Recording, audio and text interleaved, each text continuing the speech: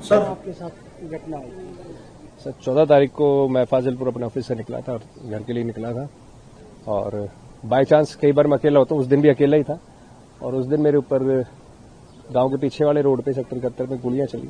जो एक व्हाइट गाड़ी में आए थे, जिन्होंने पहले ओवरटेक किया तो मैंने ध्यान नहीं दिया क्योंकि नॉर्मली आगे ली थी, बट जो पीछे देख रहे थे सारे तो मेरे को थोड़ा सा अंदाज हो गया किसी ने पहचान लिया है, तो उस तरीके से देख रहे। आगे जाके उन्होंने गाड़ी अड़ाई और फिर बिल्कुल ओवरटेक करके गाड़ी आगे से रोक के अपना रोड ब्लॉक करके उन्होंने उतरते ही फायर, भागते भागते फायर शुरू करे। मैंने गाड़ी पीछे लगा ली। उस दिन का तो ये रहा। हमेशा आपके साथ प्राइवेट सिक्योरिटी भी होती थी और पहले से आपको पुलिस का गनमैन भी मिला हुआ जी। तो गनमैन कब वापस लिया गया? गनमैन सर मेरे 20-25 दिन पहले इस इंसिडेंट से वापस लिए गए थे, और उस 20 दिन के बीच में मैंने अपनी पैरवी करी थी। मैं अपना कमिश्नर साहब से मिला था, उनसे भी रिक्वेस्ट करी थी कि इसमें देखे, तो उन्होंने रिव्यू के लिए हमारी भेजी हुई थी।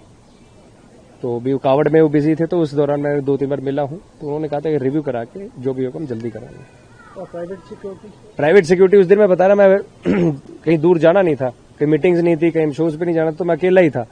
स्टाफ को भी रेस्ट देना पड़ता है। मेरे एक स्टाफ की शादी थी, वो वहां पे गया हुआ था, तो घर तक जाना है, मगर चलो नॉर्मली चल देते हैं, अकेले चल देते हैं। तो उस समय आपके मन में किस पे डाउट गया था? पहले भी आपको धमकियां आई थी सर?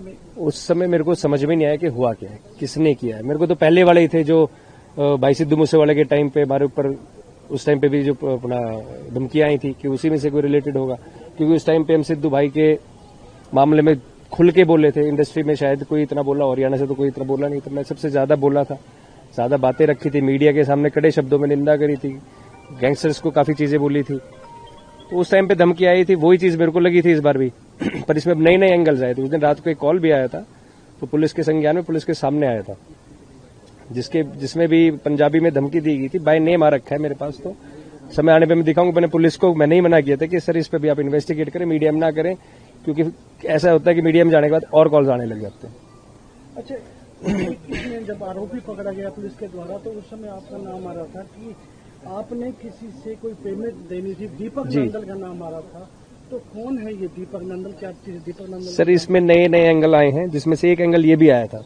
तो मैं इसमें भी बोलना चाहूंगा कि जो दीपक नंदल है, सुनील सुडानिया है, इंद्रजीत, जो नाम आए हैं इसमें, इनसे मेरा ऐसा कभी कोई बड़ा लेना देना नहीं रहा। हाँ, मेरे साथ दीपक का काम रहा है। आज से 3 साल पहले हम अलग हो गए थे, 3 से 4 साल पहले। मेरा सारा काम वही देखते थे। जो लेबल से पैसे आते थे वो भी उनके अकाउंट में आते थे। वो कह रहे हैं कि मैंने इनको स्टार बनाया है, मैंने इनके ऊपर 5 करोड़ खर्चे हैं और मैंने अपने सब कुछ लगाया है। तो भैया मेरे ऊपर लगाए लेबल्स ने, टी सीरीज ने, जी म्यूजिक ने, वाइट हिल ने, जितने भी मैंने गाने करे हैं उनकी सारी पेमेंट्स हमें लेबल्स ने दी है। आगे जो खर्चे उन्हीं में से खर्चे हुए हैं। आज तक ऐसी कभी हिसाब का किताब की बात नहीं रही। मैंने अपने घर बुला के हिसाब करा हुआ है, और फिर भी लगता है कि भाई मेरे ध्यान में ना, उनके ध्यान में। पहली बात तो 5 करोड़ छोटी अमाउंट नहीं होती, सबके ध्यान में होती है। उनको लगता है तो मीडिया के माध्यम से हिसाब बना के भेज दे, क्योंकि हम तो छोटी छोटी चीजों का हिसाब रखते थे, 100 से लेके लाख तक का भी। तो उनके पास सारी चीजें लिखी होंगी, वो भेज दें, उसके बाद मैं भेज दूंगा।